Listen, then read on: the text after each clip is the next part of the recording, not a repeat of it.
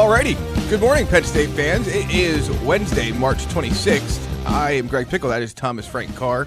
A little bit of a technical glitch on my computer there to start today's show, but that means only one thing, T. Frank. We have only up to go from here. Penn State football starts spring practice on Tuesday, March 25th. We're talking to you live March 26th, Wednesday. Nittany Lions will be back on the practice field a couple more times before we return to chat with James Franklin and his staff and players next week.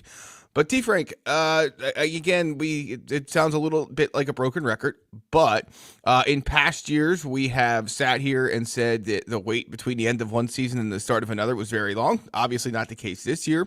But what I will tell you is this, going on to, then we got some news to get into, but walking on that practice field for the first time yesterday, it didn't appear to me that there was time lost, obviously, between the end of the 2024 season and the start of the 2025 spring practice compared to last year. But it didn't look to me like any time was lost in the weight room. Chuck Losey and his group got a lot of these guys into a different place body-wise compared to where they were at the end of the season.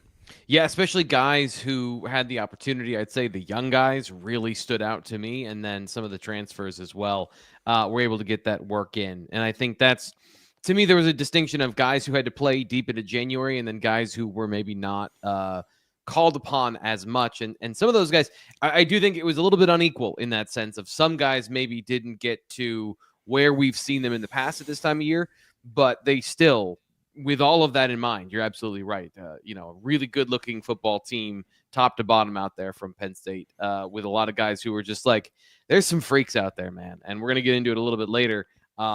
It's impressive when they're able to turn guys around like that. Yes, and Penn State was able to do that. Not with everyone, of course, but with a good chunk of its team. Some injured guys last year returning to practice this year. We'll get into all that in just a little bit. First, we're going to start with some news, though. Al Scoop reporting overnight, and our Nate Bauer wrote about it as well, checked in with some sources that Penn State and Temple may be discussing some kind of spring scrimmage or spring joint practices. If you're not following the college football news cycle, Deion Sanders, the Colorado head coach, essentially put out request for someone to come to Boulder and scrimmage his team during the spring. Syracuse coach Fran Brown quickly it took him up on the offer on social media, and I guess they're working through the paperwork process of all that since to see if it's a reality. Of a trip. It is. That is not a regional thing, which is what I think a lot of people would think of this as. That's basically like a travel squad game. That's crazy. Right. It is. So Penn State apparently, reportedly, checks in with Temple about possibly doing something similar. Doesn't appear that there's a whole lot of legs to it, and it would surprise me if it gets done. But it is something to be aware of. As James Franklin talked about their plan to modify the blue-white game. Did not, of course, mention anything related to talking to anybody about doing any sort of anything other than a blue-white scrimmage, which we've seen for years. So we'll see on that front, but wanted to at least make everybody aware of it, that it is out there. It is something that's being discussed. And I think Casey Keeler, the Temple head coach, brought up that Penn State had reached out, and it very, very preliminarily, obviously. But I thought a quote he had later in his news conference yesterday, he spoke the same day as James Franklin did, Tuesday, March 25th, to kick off spring practice. And I thought the quote he had later was the one that was the most important, regardless of if this works out or not, and that this is probably your final spring, T. Frank, where it looks like a spring from the past or that we're all used to. Yeah. It just seems that with the length of the season, the transfer portal windows, so on and so forth, you're going to be cutting down to 105 players if the House settlement passes legal muster on April 7th. And so you're going to have less guys there. And I think that his point was, and James Franklin's talked about this before, more of an OTA model that the pros follow and change the calendar of when they work out in the offseason, things like that. And it would not shock me at all if this is the last quote-unquote traditional spring we see from Penn State and most of its peers across college football. Yeah, so enjoy it. We're going to get into a little bit of what James Franklin had to say about the blue-white game in between the lines coming up in the middle of the show. So I don't want to get too far into that, but it is absolutely. I find the idea of the script, like the joint practice, interesting from a transfer portal perspective, because do you get an up-close look at some Temple guys and you're like, hey, that guy could help us, like X linebacker, X defensive tackle, X defensive end, looks like he's a player, does that incite a conversation? How does that work? And then like, it'd almost end up being, if you wanted to flip it the other way, like maybe a depth player for Penn State that isn't going to play has a conversation with the Temple coach, and suddenly he's at Temple. It's almost like it would be like a trade in the pros in a certain way. And I'm not encouraging this idea. I'm just kind of the opportunity for those things to happen in a world that has all of these things, unless, we get to a point where revenue sharing has contracts and obligations involved.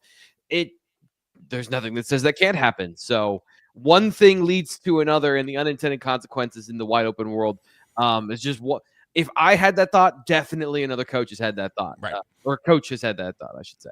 Yeah, it's all fun and games when you're Temple until you take your team somewhere for a few spring split squad practices, and someone realizes you have this really good young defensive tackle that's going to be a star, and all of a sudden he's no longer an owl come the spring transfer portal window. So yeah, that's going to be the issue with any of this moving forward. And I think the important part here is that this could be something we see down the road. I do not I think Mike Gundy may have brought up bringing back Bedlam and having Oklahoma and Oklahoma State do something similar to what we're talking about in the spring. So that clearly is coming. Like, it's being talked about too much now by too many different people in different places to think that this isn't coming at some point. Is it coming this year? I think it's probably too late to do it in most places. So we'll see. But the door has been cracked open, and now you're starting to see coaches just fly through it as usual. When they think they have something they can either force a rule change with or use a loophole that already exists to make this kind of stuff happen. So we'll see. But fun thought, something that's been talked about for a while, and looks like after this year probably will be a reality across the sport. Yeah, for sure. Penn State kicked off practice yesterday, as we mentioned at the top of the show. We were over there. T. Frank, Sean Fitz, Nate Bauer, and Ryan Snyder. The whole team was there for a long look at Penn State on the first day of spring practice. T. Frank, I want to start with something you noticed first. One moment. Go ahead. Yep. If we have an intro, we got to play. We got an intro.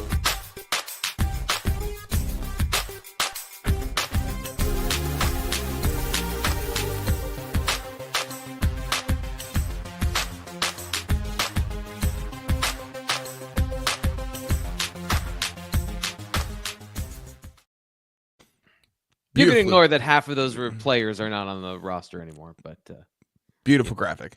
All right. Anyway, the Penn State practice was better. Penn State was back on the field for practice on Tuesday. They're going to, like I said earlier, be on the field a few more times prior to the next time we speak with James Franklin and co. But T. Frank, we walked in. We were there for about, I would say, half hour, 45 minutes, something along those lines, a little bit longer than usual. The kickoff spring practice, we're not sure if that'll be the case every practice during the spring, but certainly no matter how long we're there, we'll bring you complete coverage over at BlueWhiteIllustrated.com. But first thing you noticed, T. Frank, that stood out to you compared to, so keep in mind, we last saw Penn State on the practice field before its final college football playoff game in the semifinal against Notre Dame. So the practices, though, throughout the year last year looked quite a bit different as the season progressed, as they got into the postseason. And this is our first time since preseason camp a year ago to see Penn State focusing on itself and not doing half work of preparing for an opponent and half work of getting younger guys better and having a scout team and things like that. So what was your first takeaway?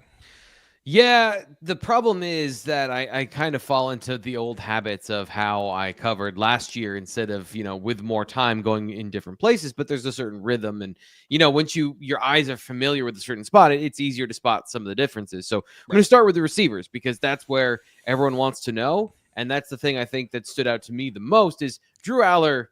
For some reason, he looked older, like physically looked older, even though I agree. Yeah, I thought the same thing. Yeah, I thought the same thing. Yeah. Yeah, so there's a positive sign, but a lot of those guys are the same. The Penn State offensive line looks massive, as they have for a while. Yeah. Cooper Cousins is in the starting lineup at the left guard, at least in the first wave of drills that we saw. But the receivers were notably different. And this is something I've been talking about with Marcus Hagan since he was hired as the coach, is that I think there is a different blueprint for what he would like to have in an ideal sense. And we're starting to see some of that transition in the room. Those guys are huge. compared to what I'm used to looking at. You know, there's still obviously the Devontae Rosses and the Tyseer Denmarks out there who are normal-sized human beings, not football players, but normal-sized human beings. And then you've got Matt Otten, who is 6'1", 215. I mean, if you want to say, what does a receiver built in a lab look like? It's Matt Otten. Right. You know, Peter Gonzalez was out there, and those two guys were going up against each other in a drill, like they were shadowing each other in a wide receiver blocking drill. And it was just bizarro world in terms of the size and the physical presence that we've become accustomed to over the last couple of years. Because remember, you know, going through the recent history, or even kind of what's becoming a more extended history of Penn State, their number one receiver is Jahan Dotson, 5'11", 185 pounds maybe. KJ Hamler, 5'9". Right. It's been a while since they've had dudes out there at receiver. And so I think, like, I don't know how that's going to translate into the season. But if you're looking for optimism about this room and you're looking for a transition in the way things are happening, I'm more encouraged that I'm not looking at a bunch of slot receivers out there. They're going to have to play on the outside because somebody has to do that. There's some bona fide dudes that can play outside. There are. And I think that was one of the things that when we watched Marcus Hagans and one of the analysts who helps out with the receivers, Mark Dupuis, run those guys through drills, Penn State did overhaul its receivers room this offseason, and you could see that with the guys that were there. Of course, it's not just the fact that a lot of the familiar faces from the last couple of years were missing because they either no longer have eligibility or moved on from the transfer portal. But yeah, so there's some things to work on. It was not a perfect day for this receiver group. We're not telling you anything that is going to shock you here, I don't think. There were some drops that we've seen before. There were some not great routes like we've seen before. It's day one of practice, by the way, so I don't want to get too far into the rabbit hole here. But, I think the most important part was a lot of these guys looked the part, T-Frank. Devontae Ross especially impressed me. He's smaller than I thought he was, and I guess that is probably to be expected based on where he was listed on the roster. But he's bigger than I thought he was, because I thought he was like micro tiny when he was at Troy. So it's funny how that perception goes. Yes, but ultimately, I think his speed was there. Kobe Howard, the freshman, looked unbelievable. Yes, he's a guy that looks not like a freshman in a good way. Looks like a junior. Yeah. Yes, he does. He is a massive individual. So I'm very curious to see if you're watching on YouTube, Kobe Howard's running routes right now on the screen. And here he comes with another one. But yeah, I was impressed by him. So here's the deal. I mean, the long and short of it to me, T. Frank, is that we're going to spend a lot more time watching and talking about these wide receivers moving forward.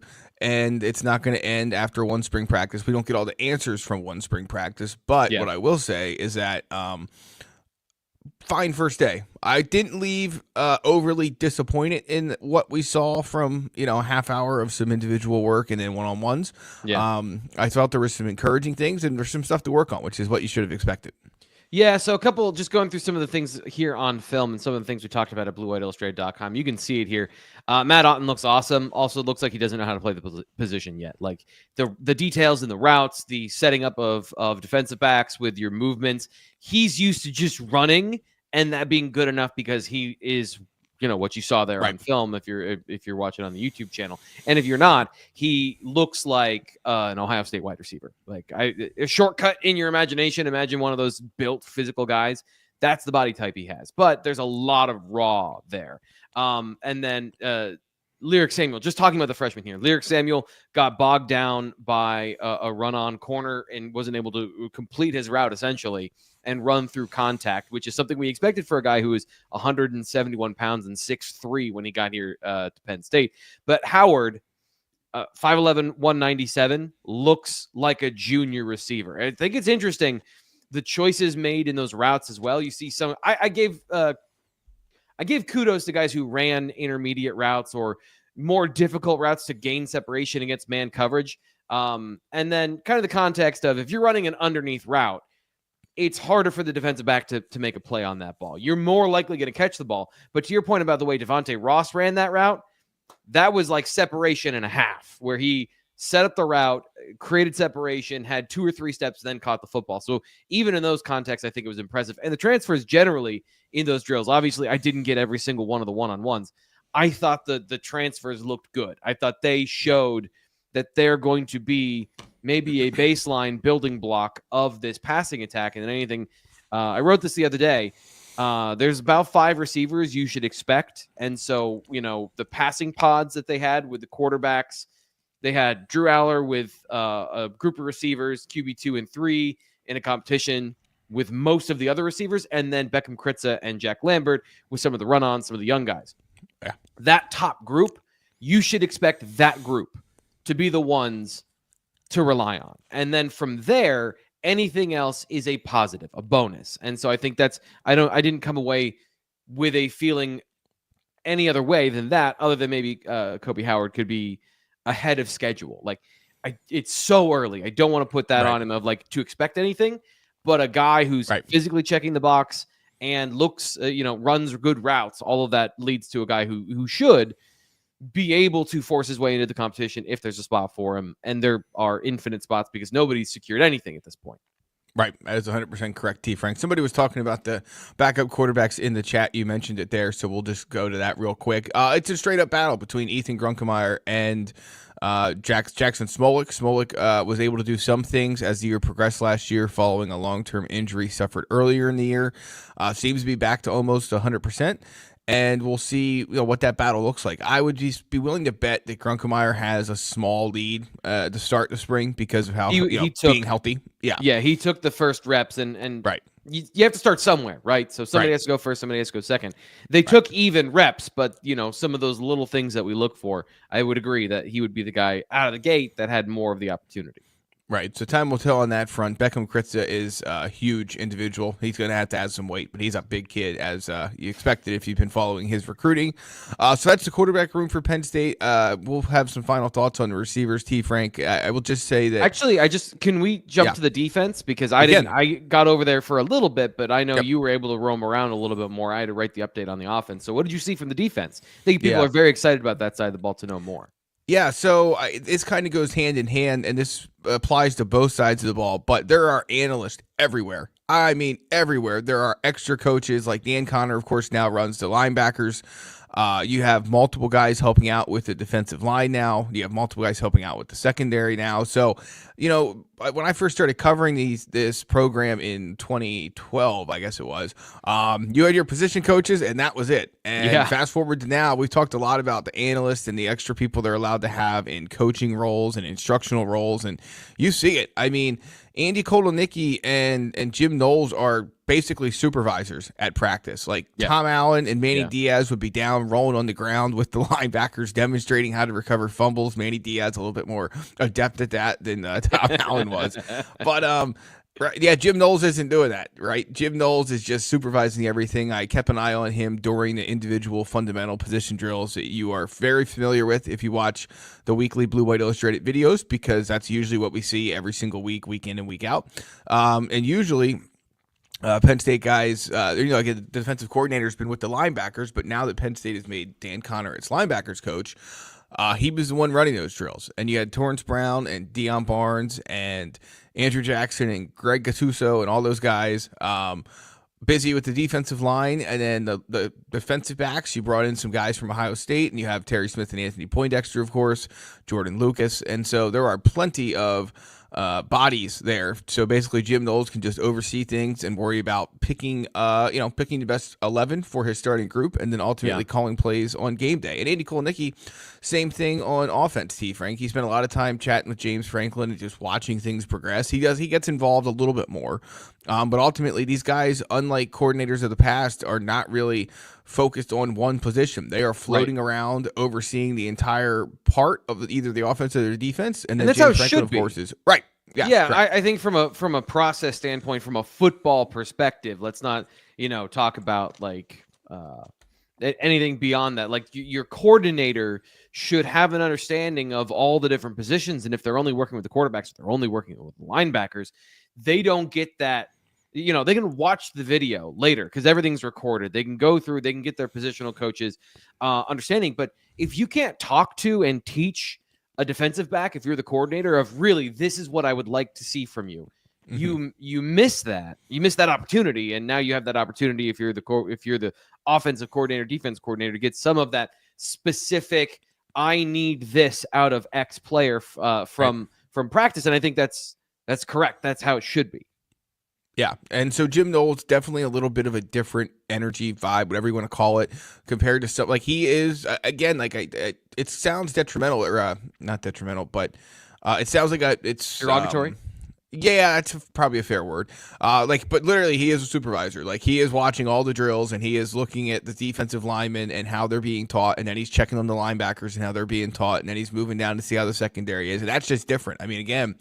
Last year, a number of years, it goes back to Brent Pry, T. Frank, when they were working on that picking up a fumble drill, it was always the defensive coordinator who was with the linebackers showing them how to do it and demonstrating it. And that's not the case anymore. And again, not the end of the world, not a huge change, but just the reality of college football in 2025. But yeah, I guess the other thing I noticed about the defense was, just some of those number issues we've talked about in the past. Linebacker, who's going to step up along the defensive line, a defensive tackle. You look around those position groups, and there's not as many familiar faces as you're used to seeing over the last couple of years. So there's going to definitely be some. It kind of hits you right in the face that they have to step up. They have to take care of business.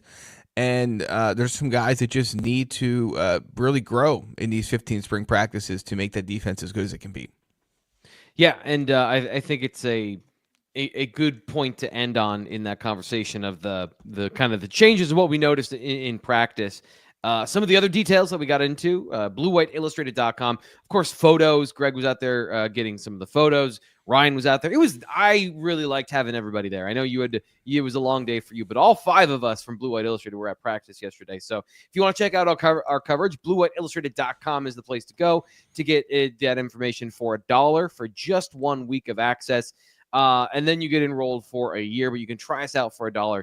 We give you the updates as we're seeing them at practice, and then you get the reports later. So if you're a member, you get the initial info before anybody else, and you get the context later. And of course, then you get the added layer, the third layer of conversation here on the Blue White Illustrated YouTube channel, which is always subscribe, like the video, interact with us, be here in the chat. Always love that. We're growing here now that spring football things are fired back up. I'm super excited about all that. We got a lot of opportunity here to get you a lot of great stuff. So one thing we're going to be doing here in the next couple of days is we're going to be doing some giveaways.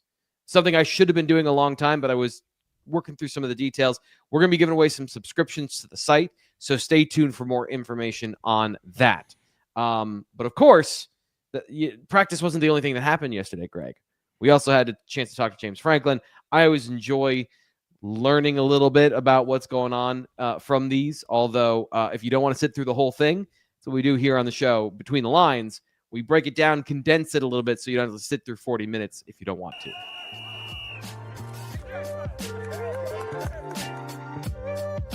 They have both gotten reps with runs. T. Frank, Between the Lines, like you said, is whenever James Franklin talks, but at this time of year, weekly, look at what he had to say, what he meant by it, and what our analysis is to it. So, James Franklin talked for about 40 minutes on Tuesday to start spring practice.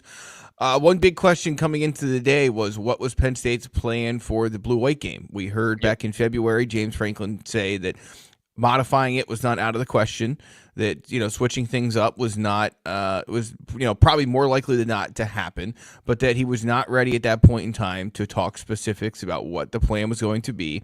Between now and then, we've seen schools cancel their spring game. We've seen schools change the way they're approaching public access to spring practices and their spring game, if one exists. They're changing what they're doing in terms of having it on TV or not, or streaming live on YouTube or not. And so all of this is a backdrop for a question James Franklin was asked on Tuesday about what his plan is as Penn State starts spring practice for the end of it. Here's what he had to say.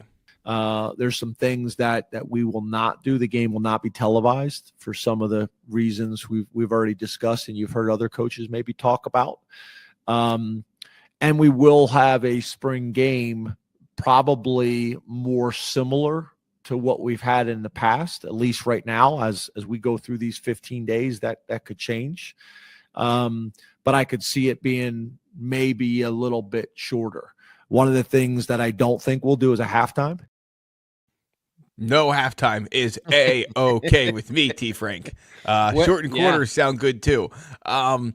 But look, one thing I think people they're gravitating to is this idea of not televising it. And football is being played without it being on television. What is this, 2003? What's going on?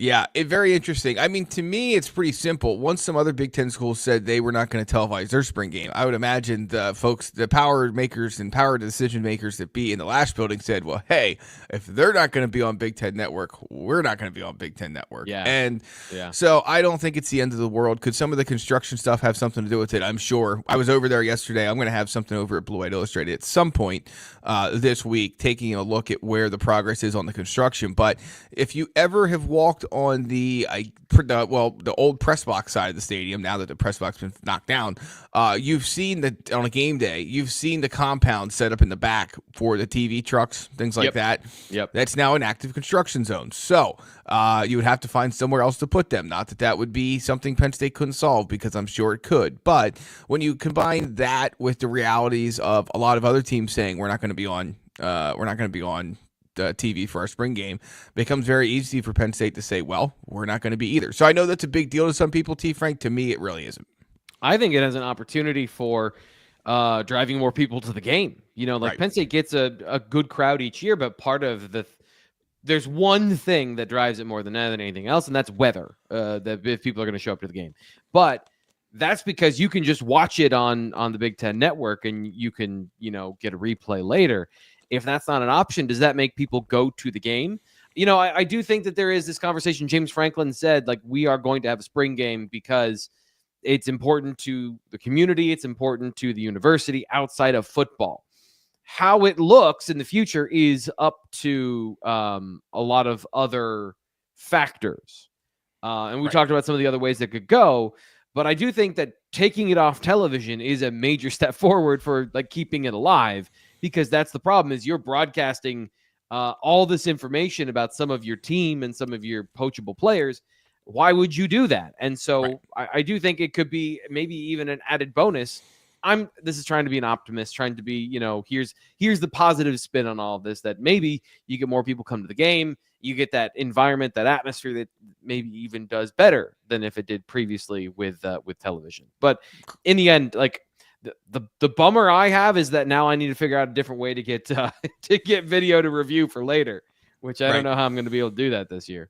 Yeah, that will be a tough part of it that we'll have to figure out along the way as Penn State gets closer to the blue-white game. Yeah, no, it's not just you. I think there's a lot of people that like to go back and rewatch different parts of it. I mean, at least for us, I'm just talking from a strictly role of sitting there and we're obviously going to be there watching this. And there are times when you're either trying to track snap counts or you're trying to find this or find, and you just miss stuff. It's just the way it goes. That's the beauty of replay. And so that will be the big difference this year, is not necessarily having that crutch to fall back on, but for Penn State, the transfer portal closes after the blue white games, or I'm sorry, before the blue white game. So, they can't really get poached. I guess they could lose some guys, later in the year, but it just, it is what it is. James asked if it's going to be on the radio. We'll have to check into that, but I am guessing that it will be on the radio with Steve Jones, Jack Ham, and Brian Tripp. We'll check into that for you, though, but that would be my assumption, that it's going to be Kevin is not happy with his decision, basically says, well, if you're not going to televise this one, why televise any games? Yeah, I wanted to follow up on this because he seemed perturbed, but I didn't know exactly what he was getting at here. Yeah, I think I understand the main. This is something that we've seen over at the Lions Den and on social media since this news came out. Just the fact that, you can get guys. I guess the long and short of it is you can get guys poached at any time, and it's these schools that are not televising their spring game could still get guys poached. And so I think the more important thing is that when you look at when the transfer portal closes, Penn State, James Franklin made very clear in a different part of that answer, T. Frank, that's the way that they're approaching this, of having a true blue-white game with some thud periods, some live period, but mostly a scrimmage at the start of the 15 days. Well, injury issues and or portal losses, which it's just the reality of the situation. Guys are going to have to go into the portal, before the blue-white game. If they don't like where they're at after 3 weeks, there is going to be a situation where they are going to have to go into the portal before it closes on April 25, one day before the blue-white game. What incentive does Penn State have if those guys are leaving to keep pushing them in practice for the blue-white game? And then what incentive do those guys have to play in the blue-white game, especially one that's not on TV? So, I just think that for all of those reasons, having a actual legitimate blue-white scrimmage, it just feels to me it's more likely than not. T. Frank, remember a couple years ago they had to modify the way this works because of not having enough offensive linemen. Like I could see them being in a position either because of injuries, the portal, or both, where they don't have enough guys that they're comfortable playing a lot of reps. That's the other thing. This is an older team, so you're not going to play Nick Singleton and Katron Allen 90% of the snaps in the blue-white game. It's just not going to happen. So do you have enough other bodies to make it worthwhile? So we'll see how it all plays out, but they have some decisions to make, and I just think when you put all of this together, it's why they've come to decide not to put it on TV, which to the point of Kevin, where his point is basically that it's a fair one. It's not an incorrect one. There's a large group of fans that just can't travel for whatever reason. Whether it's because of the notice, whether it's because of the cost, whether it's because of the time that it would take to do so. For what, you don't live near an airport that's great to get to State College or Harrisburg, what have you. And so it's very disappointing for that group. We'll see what Penn State decides to do, though. I feel like they may use some creative means on their social media accounts, things like that, to get people more footage than what maybe they expect they're going to get right now. Yeah, that's a good point. All right, next topic here, and I'm sure that'll continue being discussed in the chat, so we can possibly circle back around to it at some point a little bit later in the show. But Penn State comes into this year, obviously, with a new defensive coordinator in Jim Knowles. One thing that we've talked about over on the message board at BlueWhiteIllustrated.com that is now something James Franklin has said in the public space is that Penn State's going to base out of a 4-2-5 defense this year. And it's interesting because I feel like there's a tiny bit of revisionist history when he starts talking about, this is kind of how we used to be. And thank you. Yeah. Thank you. Yeah. Right. Yeah, that comes up a lot, and it is what it is. But at any rate, they're going to have more 4-2-5 than 4-3 looks this year, partially because Jim Knowles is somewhat known for that, but partially because the linebacker depth is a little bit of an issue. So James Franklin was asked, this is the correct quote here, I think, T. Frank. Basically, it was asked where he expects that fifth defensive back to come from in this 4-2-5. Here's what he had to say. Where that experience comes is you've been doing it long enough that there's a lot of ways to be successful. And I think early on as a player or early on as a coach, you feel like it's got to only be this way. I'm an 11 personnel guy. Well, my second tight end's better than my third wide receiver, but I'm an 11 personnel guy. Those things don't make a whole lot of sense. So where that experience helps is Jim's been doing it long enough to understand we got to get our best 11 guys on the field. At Oklahoma State and other places, that may have been 3 safeties. At Penn State, that may be 3 corners. That may be 3 safeties. Back to the conversation we had earlier. If we had 3 killer linebackers, we may play more true 4-3 base, however you want to call it, than maybe he's played in the past. So I think that's a little bit of this process right now, and that's why spring ball is important. Initial reaction to that, T. Frank? Yeah, it's a soft landing for it's going to look the exact same. And Zion Tracy's got the lead for the nickel corner at this point because I've been racking my brain about who would be that third safety. Right now, I think they've got 3 good players in King Mack, who we saw was banged up at practice.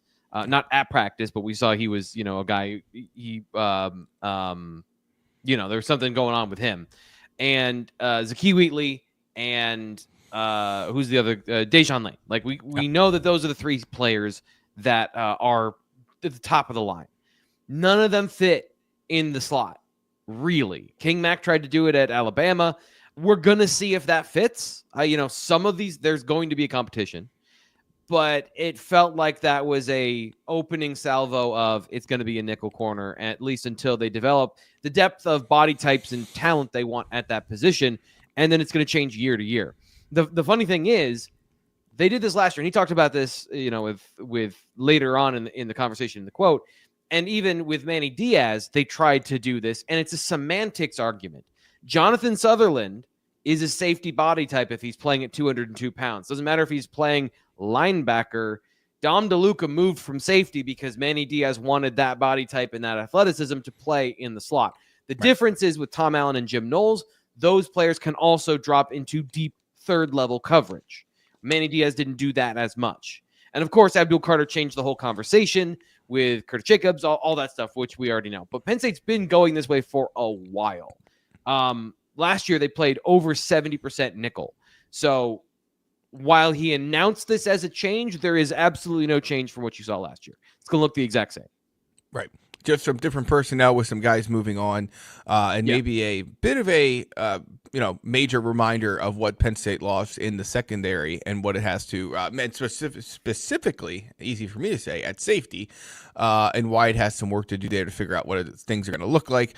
Comment here. I love this when a question answers itself. When one of the YouTube commenters didn't know why the 4.25 bothers them so much and then says I'm a 3.4 guy. Well, that will do it, certainly. There's no doubt about that. Kevin, always appreciate the super chat, and we always will be here for you to vent, and that goes for everybody else as well. So always jump into comments, interact with us. We'll interact with you, share our thoughts on your thoughts, and go from there, have a conversation as T. Frank and I move along in the show. But Penn State, as you note, is under a new direction on defense. It's also going to be under a new direction at middle linebacker with Kobe King moving on. Saw Kobe King yesterday. Looks good as he gets ready for pro day here at Penn State. But James Franklin, the first question he fielded on Monday or Tuesday, rather, at Beaver Stadium, focused on the plan to replace Kobe King in 2025. It's going to be a heck of a competition. We got some guys like DeLuca and Rojas that have a ton of experience. Well, I wouldn't say a ton of experience, but a lot of experience. And then there's some guys like Wiley who's coming off an injury that we're going to need to get evaluated. You got Tamir Robinson that's ready to take the next step. Specca's a young player that we're expecting to take the next step as well. You got Arrington, you got D, you got Tash, who's been impressive since he showed up on campus, him and Arrington. So there's a number of guys. Kari Jackson is a young guy ready to take the next step. So there's a number of guys, but right now, not sure how it's going to play out. And I think that's the big takeaway is that they will have a 4.25 base. They're going to need two linebackers. Rojas and DeLuca seem to be the leader in the clubhouse for those spots. And then from there, I don't want to say it's a complete guessing game of how it'll play out, but you listen to the names he rattled off there. A lot of guys that if you follow recruiting, you're familiar with them, but not a lot of production from that group. And so Penn State is looking for that somebody's rather in that group to come out and take the next step and be more than just a special teams guy who sometimes moonlights on defense. They need a legitimate contributor or two to step up there. Yeah, I always feel better when I hear things that we've been talking about here on the show, and James Franklin basically says that, and that's what he says is like, we don't really know exactly who's going to replace Kobe King at this point. And it's not just the fact that he said that, it's also the fact that he rattled off a whole bunch of names. Right. And the fit here, again, is veteran, football IQ, experience, and they're very lean on those guys to play that Mike position. And the guys that you have maybe don't necessarily fit the traditional idea of a Mike linebacker in a sense of it is still the guy who primarily is in the box, who is primarily your run stuffer. Both linebackers have to be able to do it. You don't have a linebacker that can just kind of play on the orbit of the box. However, the split of distribution of responsibilities, kind of like safety, you do have a guy that leans more into one or the other, and you can mitigate that. There's always a workaround in football if you don't have one thing, but it's preferable that you have a middle linebacker that's sound against the run. And I'm not saying Dom DeLuca isn't sound against the run. It's just a guy who used to play safety, isn't Brian Urlacher. That's kind of, I think, probably makes a lot of fans nervous. So, yeah, it's wide open at this point, and we're going to find out exactly how that's all going to work out, which is kind of the same conversation about our next topic as well. Yeah. One thing in the chat to get to quick. James Hughes asked, did they see the talent in the room and so they didn't push for Kobe to return? I think they would have taken Kobe King back if he wanted to come back. I don't think half a I heartbeat. think he was. Yeah, I think he was ready to move on and start the next phase of his playing career, which of course will be in the NFL. When, why, how, with who, we'll find out later. But yeah, I definitely don't think there's any question, T. Frank, they would have brought him back if they, if they could get him to. It just seems like that wasn't the case. Yeah, for sure. And it would solve, I think, the biggest problem they have, bigger than defensive tackle. We know the players that are going to be there. I think that there's an optimism, especially about Xavier Gilliam. Even if he is young, this is more of a problem because it's not just, it is such an important position from the mental side of things. And they've got a lot of talented young guys.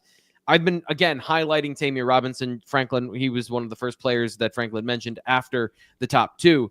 He would solve a lot of these problems if the light turns on. And even if it isn't the starting middle linebacker, a guy who plays there and takes up some snaps, and maybe as Kobe King did when he was first acquiring that position, splits some reps and takes over as the season goes on.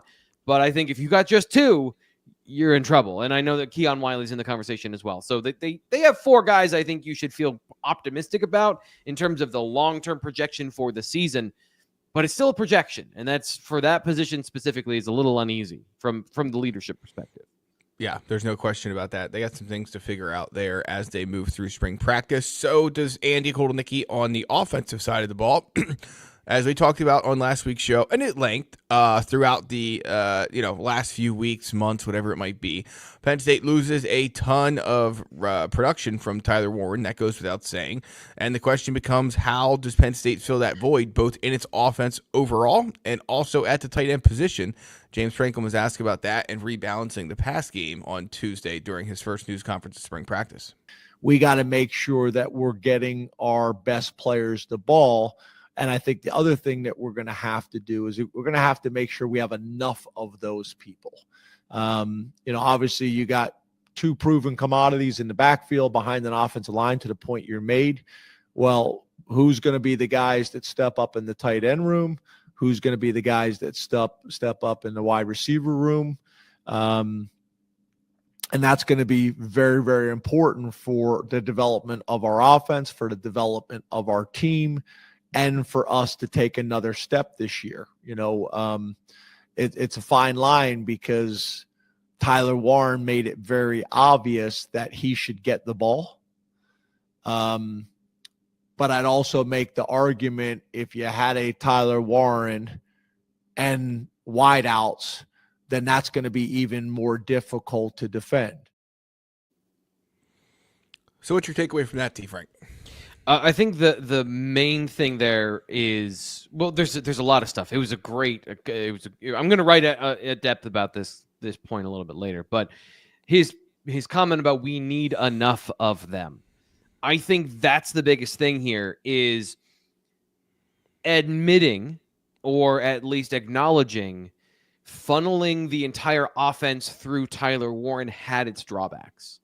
And that having a balanced redistribution of the targets where it's not just one player, which was the right decision at the time, but it is preferable to have a multitude of targets that a defense cannot game plan specifically for just one of them. And again, the point about Tyler Warren is he still got his in a lot of games. They were still able to get him open. But what if you had a guy outside that balanced the passing attack? And specifically, you notice he said receivers, not running backs. Receivers when talking about the passing game. The value of that and the optimism I think you should have is there is the opportunity for that with Devontae Ross, Kyron Hudson, the transition of the room where there are fewer knowns and fewer, we know what the issues are and they are sticky to overcome. These guys may have a different set of issues, but they may, when combined together, produce a better result in the passing game. And that's really, to me, the point he was making is that Tyler Warren was awesome, but if we want to take a step in the passing game, we need a more balanced and redistributed attack. And that's what spring practice is going to be, is forcing those guys into the situations to produce, to find the guys that will produce. And then on the other side of that, we need enough of them. If they don't have enough of them, they will be going into the portal to try and find them. Whether or not you can is the question. But Right. I thought it was if you're a Penn State fan, you should be encouraged by that it is, yes, there is the problem and we're all aware of the problem, but the solutions to the problem are not, let's run it back. Let's try the same thing again. The opportunity here is to reconfigure things for a better end result. And I think that's the main thing they got to do here in camp. That is the number one thing. The running game, I don't want to say it's going to take care of itself. It requires maintenance and work and continuing to evolve, but you feel like that's good. This part, Andy Kotelnicki's got a lot of work to do, and I think he can do it. Like the schematic stuff I've seen on film when he had good receivers, find those receivers. Find the guys to step up. So that concludes the Between the Lines segment of this week's BWI Live. That's Thomas Frank Carr. I'm Greg Pickel. We're going to move into the mailbag here in just a second. But T. Frank wanted to go make actually two notes, one something in the chat and then one something from the internet. Syracuse and Colorado expecting a resolution to whether or not they can hold a joint spring game practice, whatever it might be, by the end of this week on Three's Pete Nakos reports this morning. So if anything's going to happen on the Penn State front with that, how this one plays out will tell you all you need to know in terms of whether it's a yes or a no. And then, of course, if it's a yes, Penn State will have to try and decide who it wants to do this with, if it can figure it out quickly enough, and so on and so forth. So keep an eye out for that. We certainly will keep you posted over at BlueWhiteIllustrated.com. In the chat, Corey Smith asked a question I should have answered earlier in the show with what Stan, of course, being Drayton, doing differently in the running back room or too early to see anything. So it was a little too early to see anything drastically different. I mean, obviously, when you have a system in place that's worked for so long, there's not going to be a ton of changes. But two things I noticed was, one, he was doing some more work than his predecessor, Jaywan Sider, did with those big inflatable balls that, can simulate would-be tacklers or obstacles, things like that. And also roll them at their legs. Yeah. Yep. Yeah. So there was some more work with that, and they were doing some work with some trash cans that had handles on them too. Not 100% sure. I didn't get to see enough of that drill to see it to completion, but some different equipment being involved for sure with the running backs. And Stan Drayton is definitely a talker. There's no doubt about that. He's constantly providing a feedback loop to guys as they go through drills. So running backs looked good. We will keep a closer eye out on Stan's work throughout the rest of the spring and get some more details. But yeah, I liked what I saw. There's no doubt about that. I got to break away from the receivers. Like, I know that it was the right decision this week, but I want to see some of these things. The problem is, like I wrote about this, the receivers are just right there. They're right on the sideline. You can get right up close. You can hear, you can see, you can almost smell. Like, not that I want to, but you're that close. The running backs are all, and then the running backs and quarterbacks at times are behind the receivers from a viewing perspective. So it's just harder to get to those guys. So I'm always like drawn to the easiest thing. I got to get to the running backs at some point. Well, T. Frank, there will be plenty of opportunities. We will be at Penn State practice throughout the remainder of the month and then bringing you updates every Wednesday here on the Blue White Illustrated Live Show, which is running into the last 10, 15 minutes or so here on Wednesday, March 26th. T. Frank, you ready for the mailbag? Yeah. All right.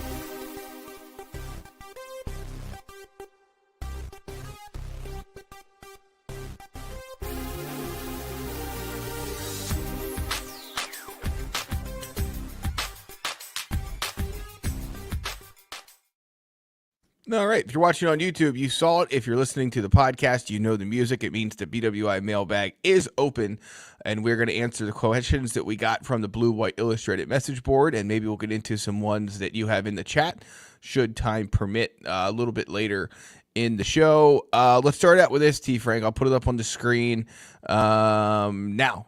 In the 4-2-5 defenses comes from PSU 7901. In the 4-2-5 defense, who will wear the green dot for the Penn State defense? Possibly a safety, question mark. That is the question here. If you remember last year, more often than not, Kobe King, it was wearing that at middle linebacker. As we've talked about, Penn State's going to base out of a 4-2-5. So do you have any initial thoughts on that, T. Frank, that moving does not change into the spring? Yeah, that doesn't change. Don't get too deep into this, because the point of a 4-2-5 is your slot player is still schematically your underneath coverage player. It's like that's a linebacker. It's just a corner that can do a couple of different things, in other ways.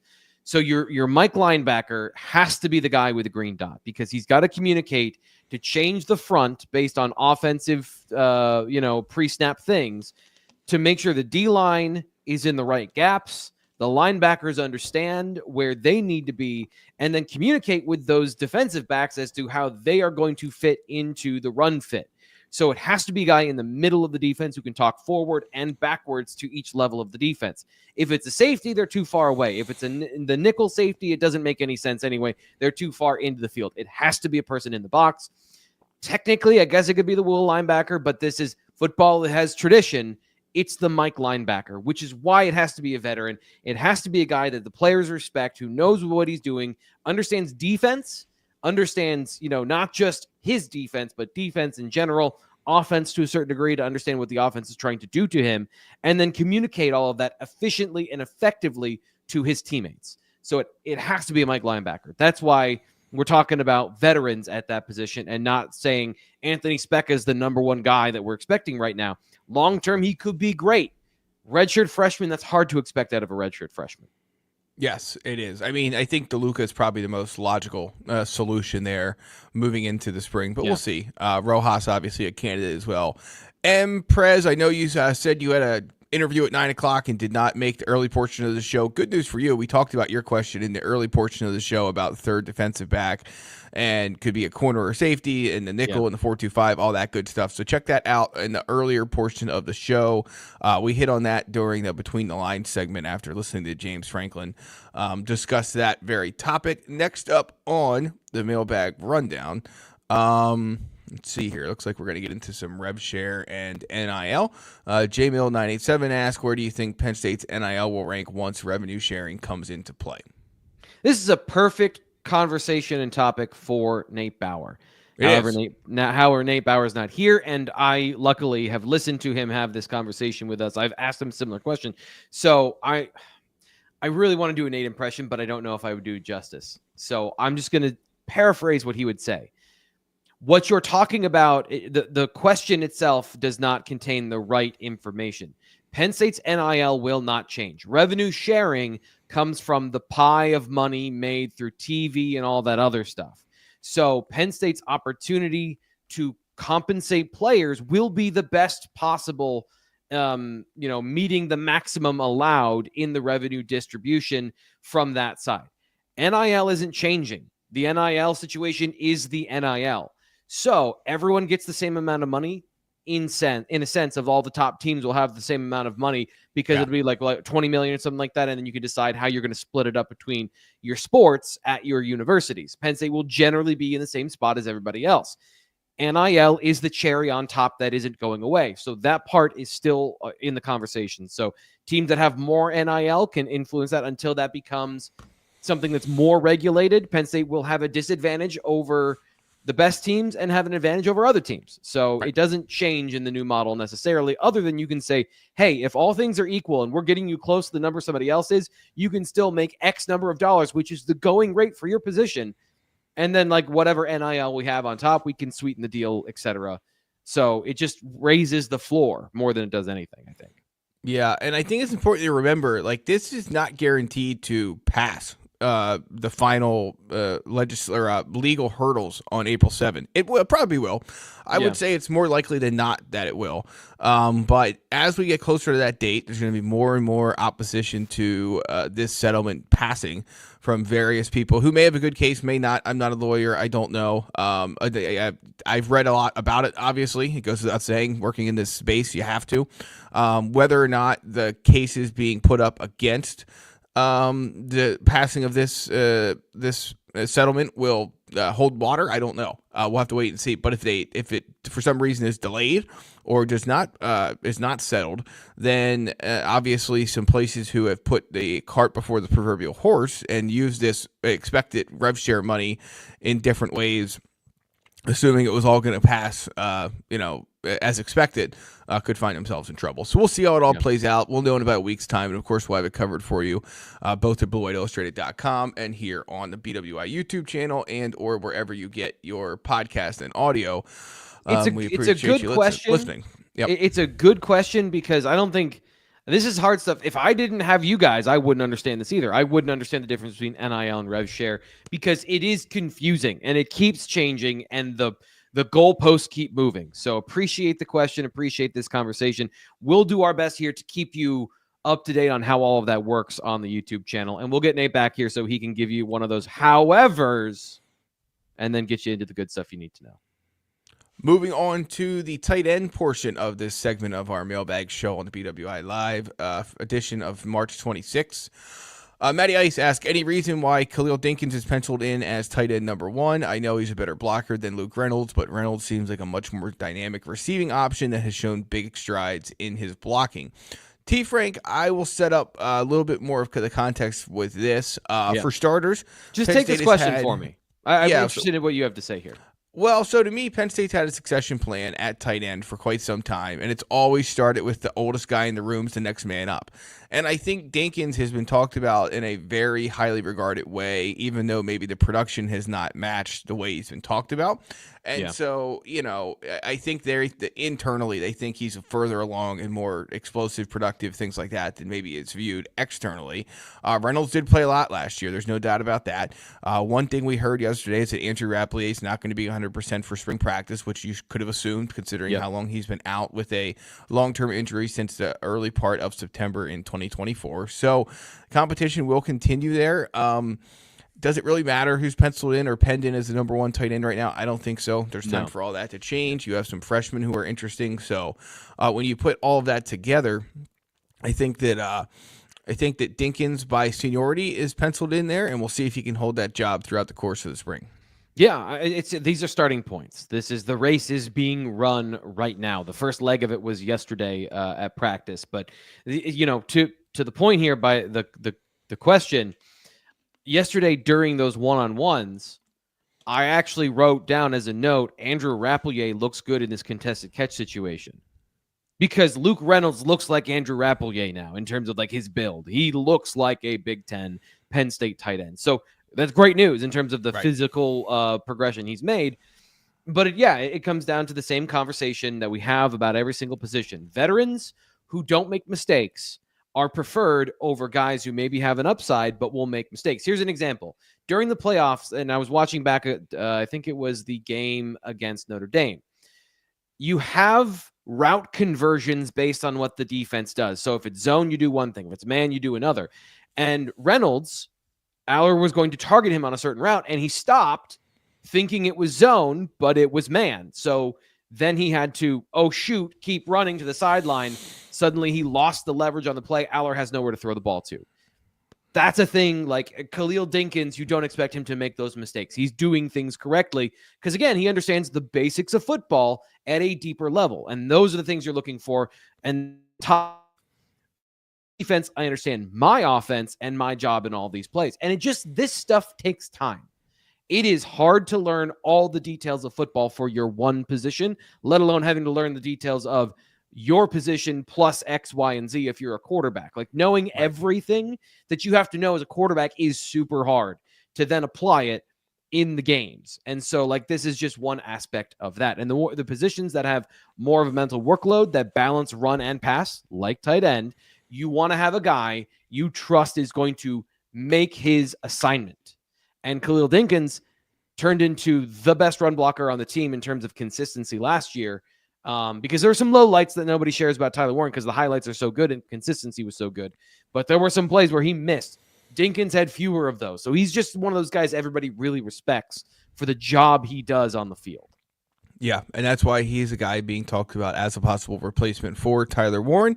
Good news for Penn State is that room for Ty Howe is loaded yet again. And you could target them both. You don't have to throw to just one. You could put both of them out there and run routes, and whoever gets open and whoever's more explosive, you feed the one that's working. It's one of those situations where as long as you're on the field and you're in the passing progression, you have an opportunity.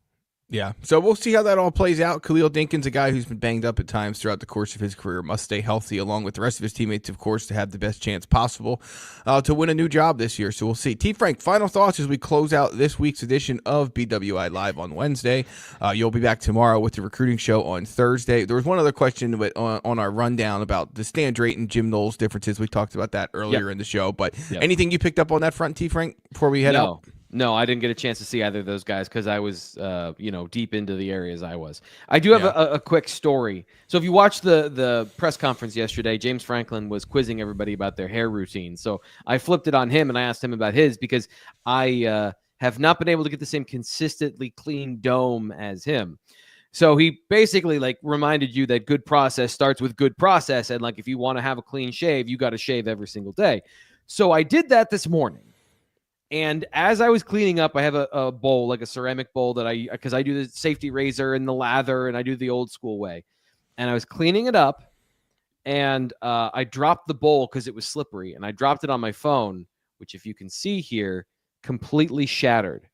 So I guess the moral of the story is I'm blaming James Franklin that I have to go to Best Buy and get a new phone today. Always something to do, T. Frank. It doesn't matter what time of year it is. There's always something to do. And my wife, I texted her, that I was all mad about it. And she's like, well, you didn't follow his instructions and get up at 4:45 and do it. You did it at 7. I'm like, well, you're right. There it is. I didn't follow to the letter of what I was supposed to do. Yes. Well, T. Frank, good luck getting a new phone today. Good luck to all of you and however you're spending your Wednesday. Like I said, the guys will be back on Thursday for an edition of the Blue White Illustrated Recruiting Show. We'll be back next week with coverage from the Lions' latest spring practice availability. And, of course, we'll have you covered about everything else going on in the Penn State world over at BlueWhiteIllustrated.com. That's Thomas Frank Carr. I'm Greg Pickel. We'll talk to you next time.